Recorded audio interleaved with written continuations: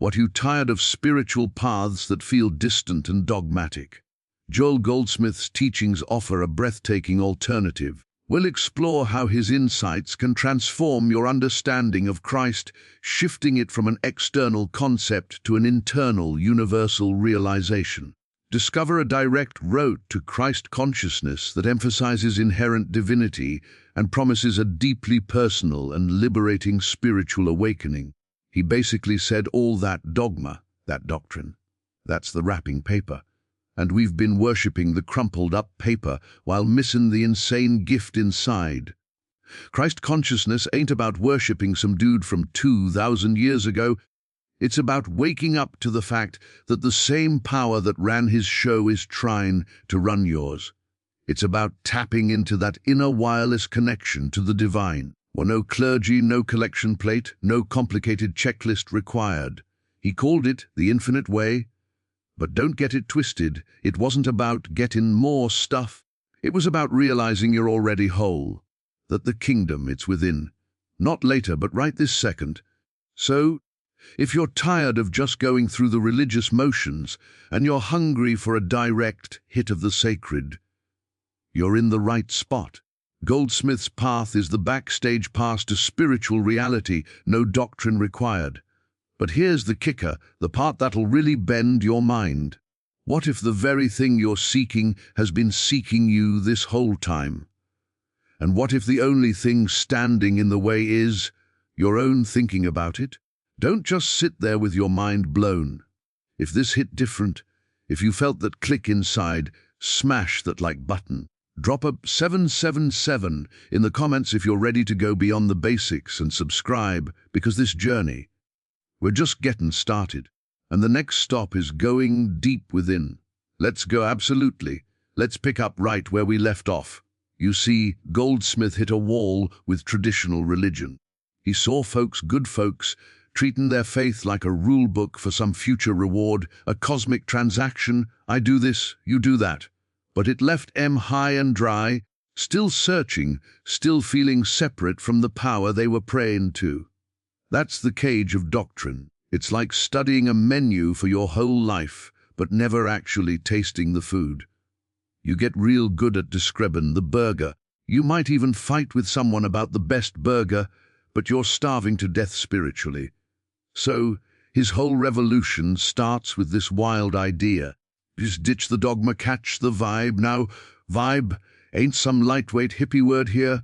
We're talking about the actual, palpable, living presence of God, the I Am. Doctrine points out to it, argues about it, builds walls around it. But Goldsmith says, stop pointing, turn around and feel it.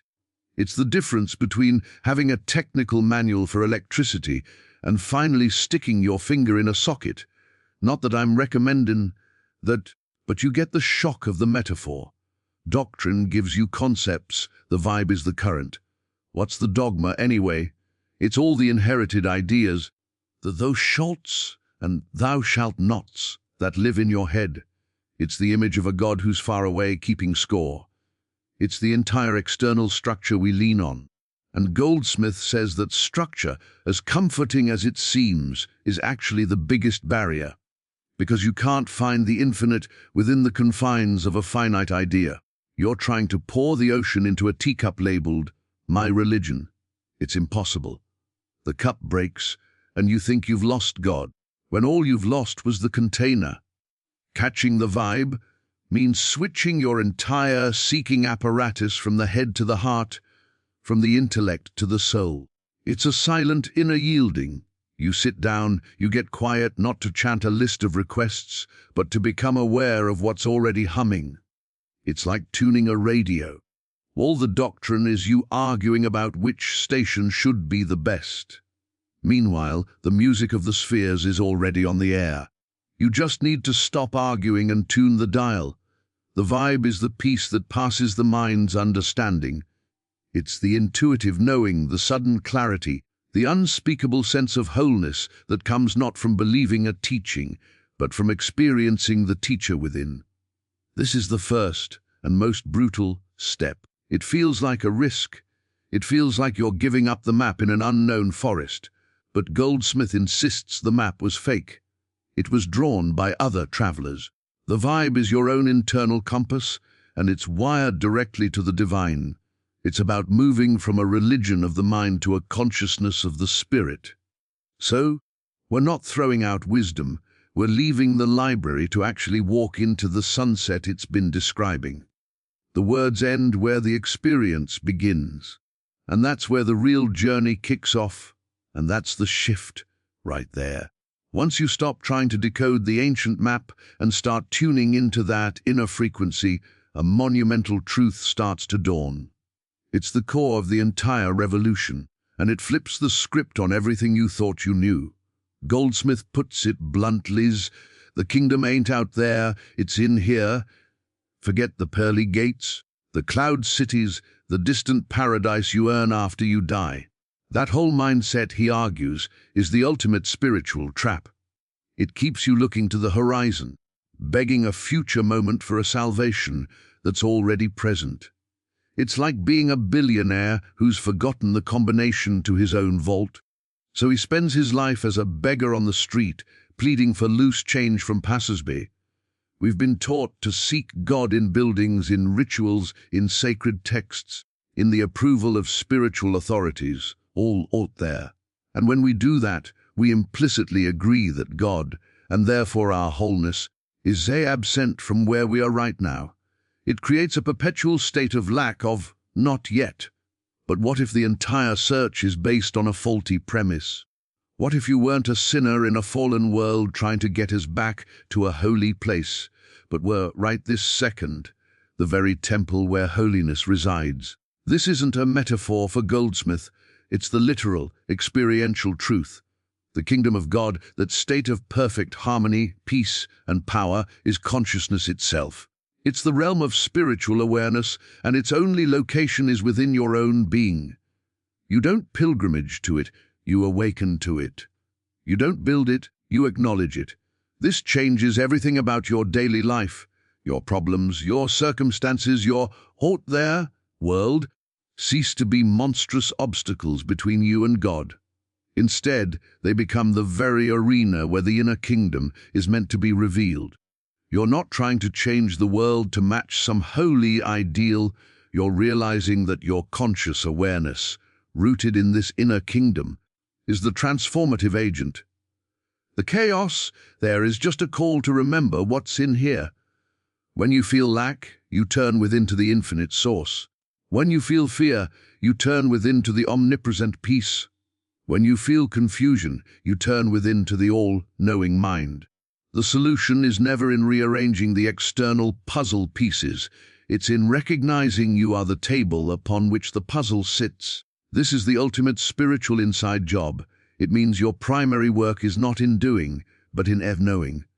It's a constant, gentle orientation of your attention away from the spectacle of the outer world and toward the silent, sovereign reality within. The peace you seek isn't contingent on your bank account, your relationships, or your health. Those are just conditions. The kingdom is the unconditioned, the bedrock of your being that exists prior to any condition. So you stop asking a God out there to fix your life, and you start practicing the presence of the God in here, allowing that presence to express itself as your life. The healing, the guidance, the supply, they don't come from the outside, they flow out from this recognized inner fullness, shaping the outside as they go. Your job is just to stay centered in the knowing, to reside in the inner citadel, and let the kingdom do its work through you.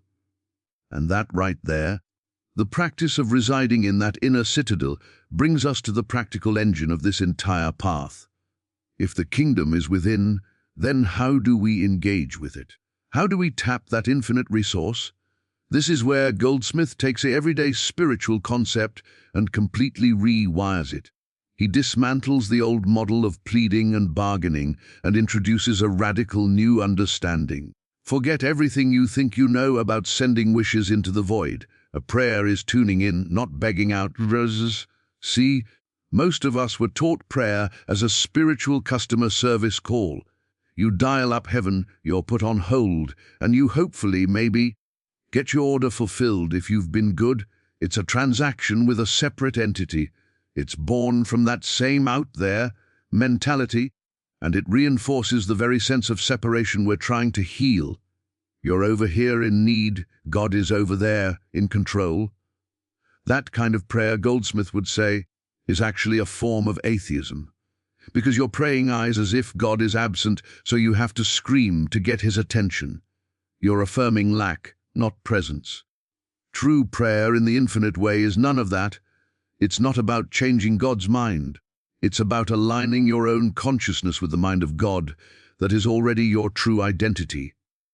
It's the active, intentional process of tuning in to that vibe we talked about, to that inner kingdom. You're not broadcasting a list of desires into the cosmos.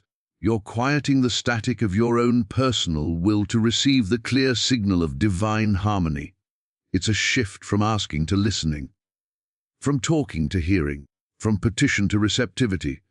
Think of it like this: your worries, your fears, your specific needs, those are like loud, chaotic noise blasting from a dozen radios in a room. Traditional prayer often just adds another loud voice to the noise. Hey, over here! Listen to this problem. Goldsmith's prayer is the act of walking over and turning all those radios off, one by one. You sit in the resulting silence. When in that silence, you don't find emptiness. You find a fullness, a wisdom, a peace that has been there all along, drowned out by the racket. That silence is the connection. That awareness is the prayer. In that space, you aren't a beggar with a list, you're a child already home, remembering your inheritance. This tuning in is an act of surrender, but not of weakness. It's the supreme act of intelligence. It's surrendering the limited, personal sense of I that thinks it knows what should happen, and opening to the infinite I am that already knows the perfect pattern of harmony. You're not praying for health, you're tuning your consciousness to the frequency of wholeness until the belief in sickness, which is just static, fades away. You're not praying for supply, you're abiding in the conscious awareness of God as your inexhaustible source until the anxiety of lack loses its power.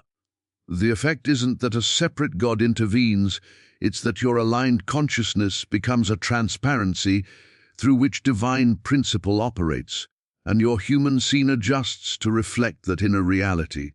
The prayer isn't the request, it's the realization of oneness. And from that realized oneness, right action, right ideas, and harmonious conditions naturally unfold. This tuning in, this profound inner alignment, inevitably brings you face to face with the most stubborn obstacle on the path.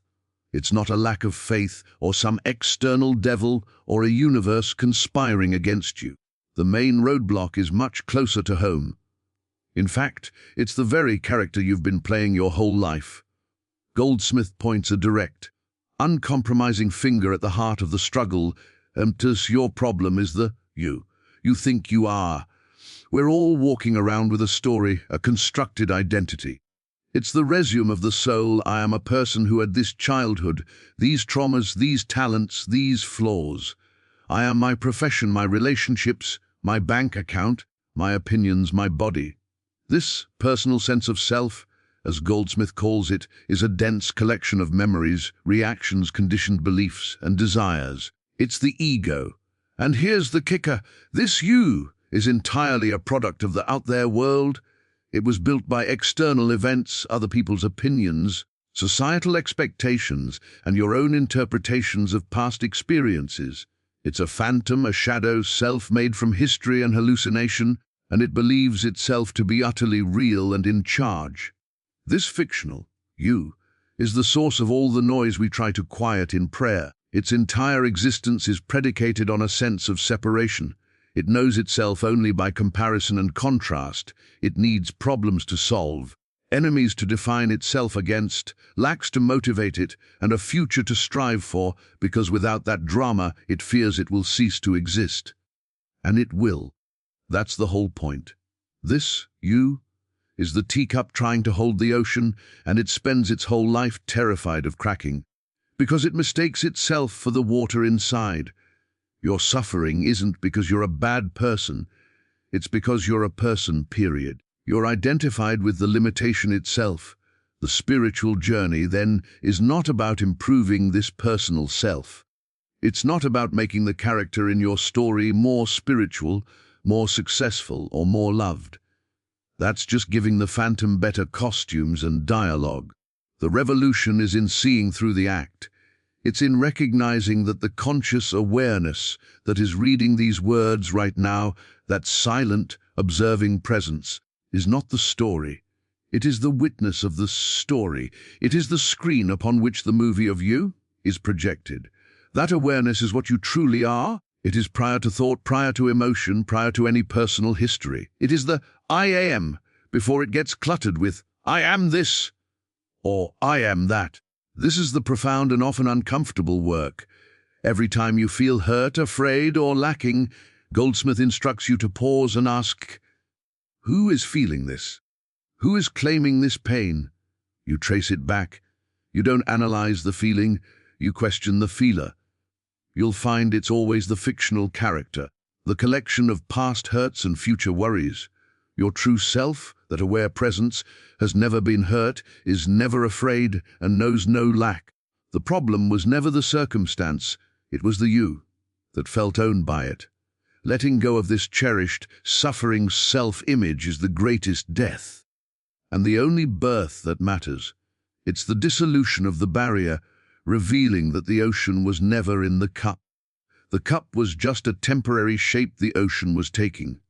And when you stop protecting the cup, you finally know yourself as the boundless sea, and in that moment of release, when the grip of the personal, you, begins to loosen, something astonishing happens. It's not that you become someone new or ascend to some higher plane. It's more like coming home to a truth so fundamental you'd forgotten you knew it. The frantic search ends, not because you've found something, but because you've remembered what you never actually lost. This is the breathtaking core of Goldsmith's message, the destination of the entire path.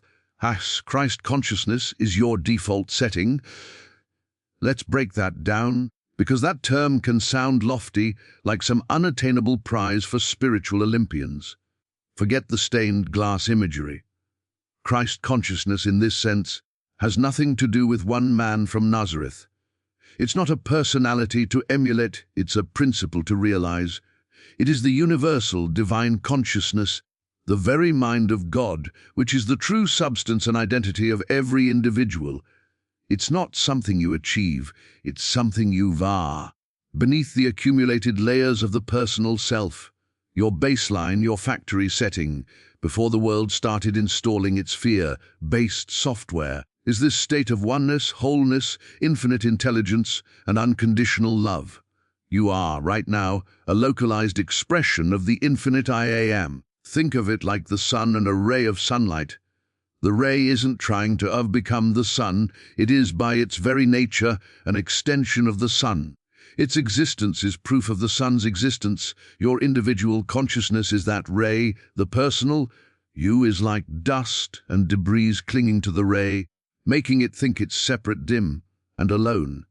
The spiritual work is simply to clear the debris, not to create the light. The light is already there, shining ceaselessly. Christ consciousness is the recognition, I am that light, not the dust. This changes the goal from one of arduous climbing to one of gentle allowing. You're not striving to build a connection to God. You're surrendering the illusion that disconnects you. Every moment of fear, judgment, or lack is simply the dust cloud of the personal self obscuring your natural radiance. The peace you seek in meditation isn't manufactured, it's the native state of your being when the mental chatter subsides. The love you crave to experience is already the core of your essence, waiting to flow out once you stop blocking it with conditions and grievances. The intelligence you need to solve a problem is already the very fabric of your awareness. If you can get your small, personal thinking out of the way, this is the ultimate democratization of spirituality. It means the highest state of awareness isn't reserved for saints or gurus. It's the buried treasure in your own backyard. Your everyday consciousness, when purified of its personal agenda, and is Christ consciousness in expression. your compassion for a friend, that sudden flash of insight, the deep peace you feel watching a sunset, those aren't mere human moments. They are moments where the dust clears, however briefly, and your default setting shines through. They are glimpses of your true identity. The journey, then, is about widening those glimpses into a sustained evidence. It's about learning to live from that center, to make decisions from that wholeness, to relate to others from that love, not as a special spiritual act, but as the most natural thing in the world, because it is. It's who you were before the world told you who you should be. This realization, this profound homecoming to your natural state, completely redefines the purpose of our existence here. It vaporizes the old fear-based narrative. If we are not broken beings in a fallen world, and if our core identity is already one with the divine, then what's the point of this human experience? What are we actually here to do? The answer strips away centuries of spiritual anxiety and leaves us with a mission of breathtaking simplicity and power. Goldsmith frames it not as a desperate rescue operation, but as a conscious awakening to desire. The assignment is realization, not salvation. Salvation implies a problem to be solved, a state of sin, error, or separation that requires an external intervention to fix. It's a future-oriented drama where you are the helpless protagonist waiting for a redeemer. But if Christ consciousness is your default setting, then there is nothing fundamentally wrong with you that needs fixing from the outside. The core of your being is already whole, already perfect, already one with God. The issue isn't a flaw in your soul, it's a flaw in your awareness. You are not a sinner needing to be saved. You are a child of God asleep to your own inheritance. Therefore, the entire spiritual enterprise shifts from pleading for rescue to waking up to reality.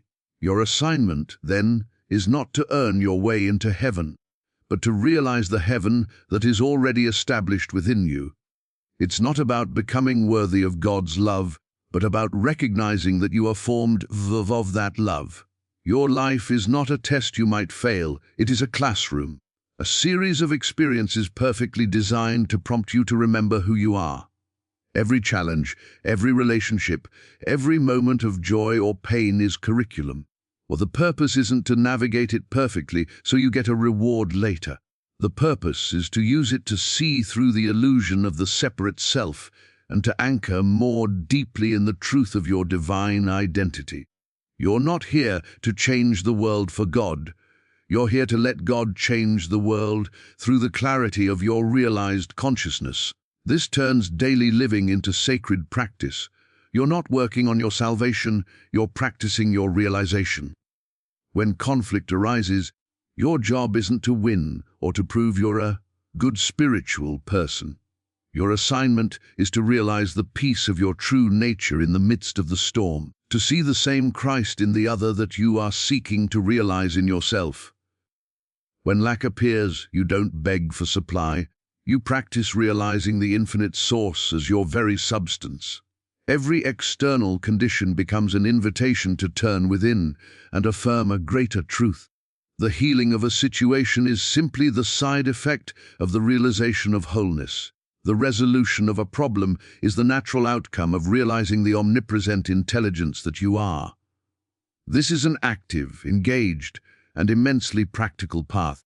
It means you stop trying to save yourself from life and start using life to realize the self. The pressure is off. You're not trying to build a stairway to heaven. You're removing the planks of ignorance that have been covering the staircase that was here all along. Your only task is attention. Your only work is to remember, again and again, to look within, to tune in, to choose the awareness of the kingdom over the reaction of the personal self. It is a life of moment-by-moment orientation where success is measured not in outer acquisitions, but in inner recognitions. The goal is to live so consistently from that realized center that your human experience becomes a transparent, effortless expression of the divine. Not because you are perfect, but because you are practicing the one thing necessary, knowing the truth, that sets you free from the dream of being anything less.